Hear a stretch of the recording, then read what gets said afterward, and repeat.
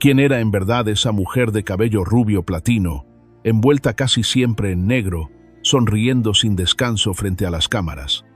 Para el mundo, ella era la hermana del genio. Para la prensa, la musa extravagante. Pero para Qing Ming, una superviviente.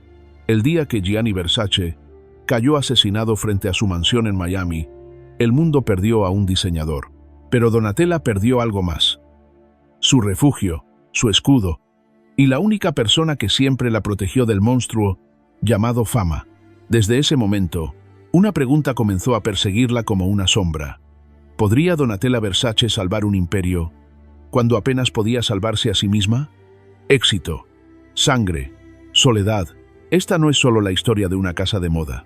Es la historia de una mujer obligada a convertirse en leyenda a la fuerza. Donatella nació en 1955 en Reggio Calabria, una ciudad del sur de Italia donde la moda no era un sueño, era un accidente improbable. Desde pequeña, su mundo giraba alrededor de una sola figura: Gianni Versace, su hermano mayor. Gianni no solo era brillante, era obsesivo, perfeccionista y visionario. Y Donatella era su testigo silencioso. Mientras Gianni dibujaba vestidos, Donatella observaba. Mientras él imaginaba un universo de lujo excesivo, ella aprendía algo más importante: cómo sobrevivir en un mundo dominado por egos gigantes. Gianni la convirtió poco a poco en su confidente. Le pedía opiniones, le mostraba bocetos, la escuchaba cuando nadie más lo hacía. Pero ese privilegio tenía un precio. Donatella no creció como una niña normal, creció como una extensión del genio de su hermano. Ella no era el centro, ella era el reflejo. Años después, cuando el mundo gritaba el nombre Versace, no sabía algo esencial: sin Donatella, Gianni no era completo. Y sin Gianni, Donatella no sabía quién era. Ese vacío marcaría toda su vida. El 15 de julio de 1997, Miami despertó con una noticia imposible de creer. Gianni Versace había sido asesinado frente a su propia mansión, en la escalinata que separaba el lujo de la calle. 4 disparos. Pleno día. Sin advertencia. El mundo de la moda quedó paralizado, pero Donatella quedó destruida. No fue solo la pérdida de un hermano. Fue la pérdida del eje que sostenía todo su universo. En cuestión de horas, Donatella pasó de ser la sombra creativa a convertirse en la heredera de un imperio multimillonario. La prensa no tuvo piedad. ¿Está preparada? ¿Puede una mujer tan frágil liderar Versace? ¿Será el fin de la casa? Mientras los titulares la juzgaban, Donatella apenas podía respirar. Tenía miedo, tenía dudas. Y tenía una responsabilidad que nunca había pedido. Versace no era solo una marca. Era una religión del exceso, del poder, de la provocación. Y ahora, todos miraban a Donatella esperando que fallara. En silencio, rodeada de abogados, ejecutivos y periodistas, ella entendió algo brutal. No había tiempo para llorar. Si caía, el apellido Versace caería con ella. Y así, con el corazón roto y las manos temblando, Donatella aceptó el trono más peligroso del mundo de la moda. Pero nadie sabía lo que venía después, ni siquiera ella. Convertirse en directora creativa de Versace no significó poder. Significó soledad absoluta. Donatella se sentaba en la silla que había pertenecido a un mito.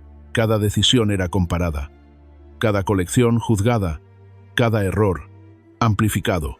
Mientras el público veía glamour, ella vivía una guerra silenciosa. Las noches se alargaban, el miedo no la dejaba dormir.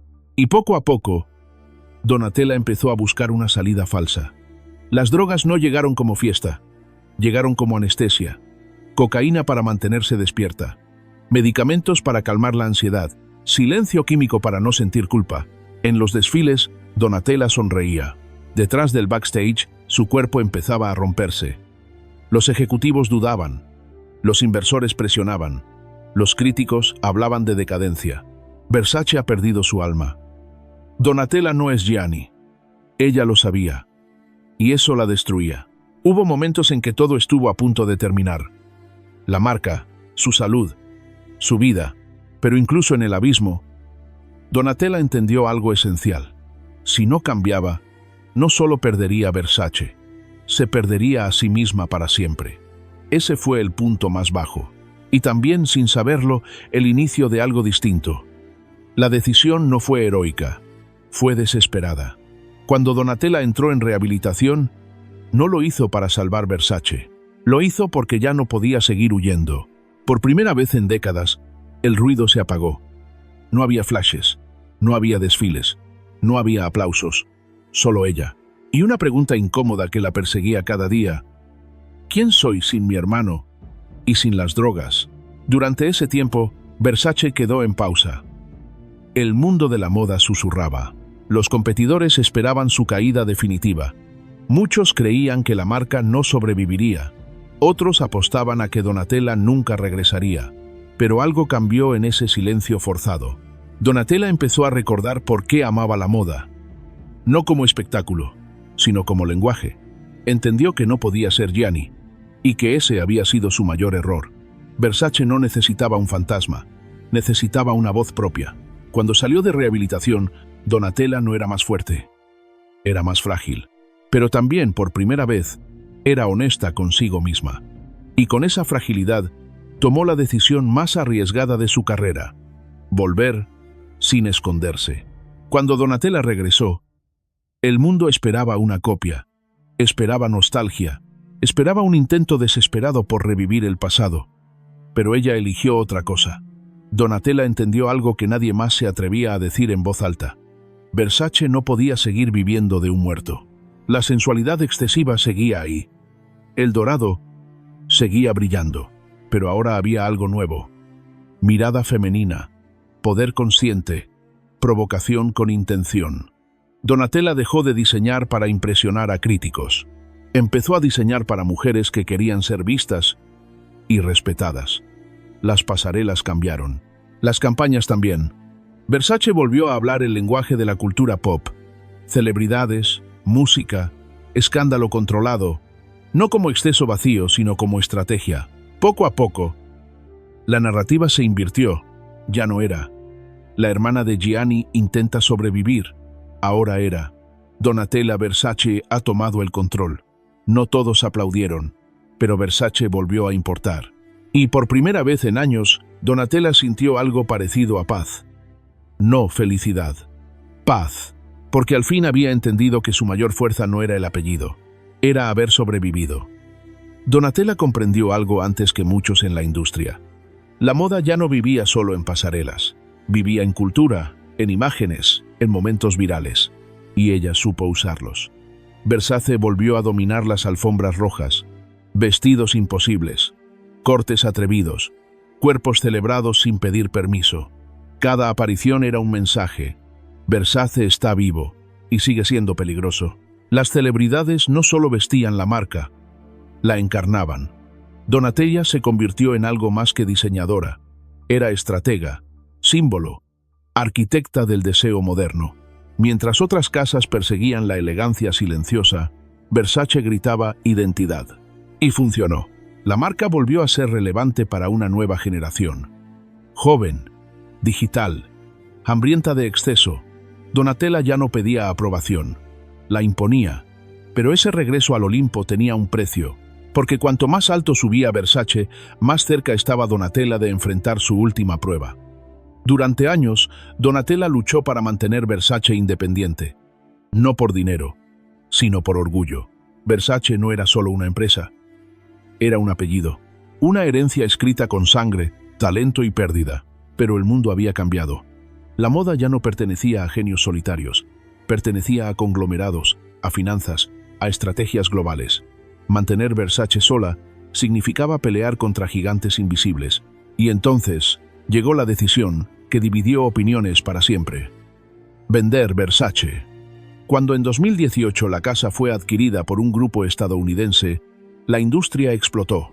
Donatella traicionó el legado. Gianni jamás lo habría permitido. Versace ha perdido su alma. Las críticas fueron feroces, personales, crueles. Pero nadie preguntó algo esencial. ¿Cuántas batallas más podía aguantar una mujer que ya lo había perdido todo? Para Donatella, vender no fue rendirse. Fue proteger lo que quedaba. Salvar la marca. Salvar a su familia. salvarse a sí misma. No todos entendieron. Ella lo aceptó, porque a esas alturas, Donatella ya no necesitaba ser amada, necesitaba ser honesta. Detrás del cabello rubio platino, detrás del maquillaje extremo, detrás del nombre Versace, había una mujer cansada. Donatella pasó gran parte de su vida rodeada de gente, pero profundamente sola. La moda le dio poder, también le robó privacidad. Como madre, vivió con miedo constante. Miedo a repetir la tragedia. Miedo a que el apellido Versace fuera una maldición hereditaria. Intentó proteger a sus hijos del circo mediático. No siempre lo logró. Mientras el mundo la veía como un ícono extravagante, Donatella luchaba con inseguridades que nunca desaparecieron del todo. La fama no cura el dolor, solo lo maquilla. Con los años, su figura se volvió casi caricaturesca para algunos. Ella lo sabía, y aún así, siguió adelante. Porque Donatella entendió algo brutalmente honesto. Nadie sobrevive a este nivel sin pagar un precio físico y emocional. Aún así, eligió quedarse de pie, no perfecta, no intacta, de pie, y eso, en su mundo, ya era una victoria. Hablar del legado de Donatella Versace no es hablar solo de moda, es hablar de resistencia. Donatella no fue la diseñadora más técnica, no fue la más discreta, no fue la más querida por la crítica, pero fue algo mucho más difícil. Una mujer que sostuvo un imperio cuando todo el mundo esperaba su caída. Bajo su liderazgo, Versace se transformó, de un culto personal alrededor de Gianni, a una marca capaz de dialogar con nuevas generaciones.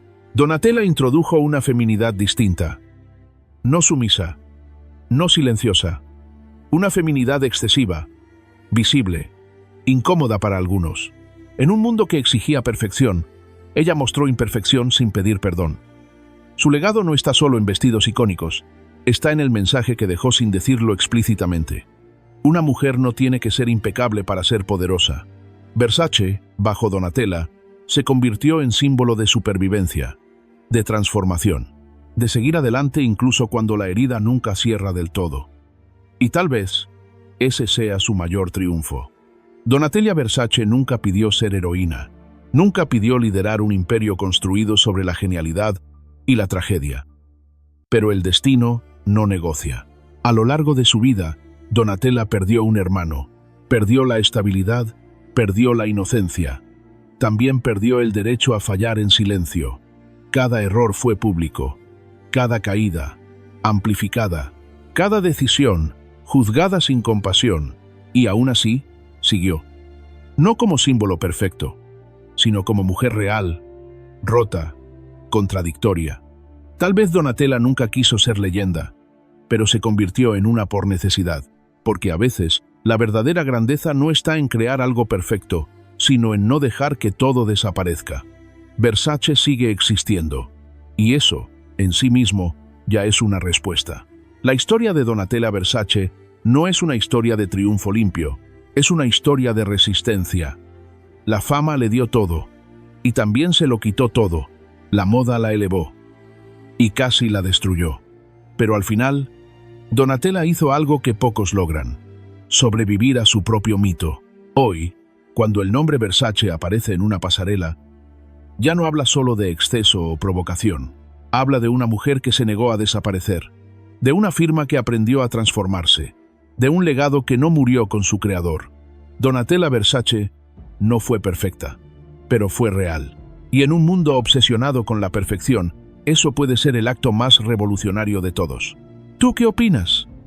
¿Donatella fue la salvadora de Versace o simplemente la última guardiana de un sueño imposible? Escríbelo en los comentarios. Y si quieres más historias donde la moda se cruza con la tragedia, el poder y la supervivencia, suscríbete al canal Secretos de Celebridades.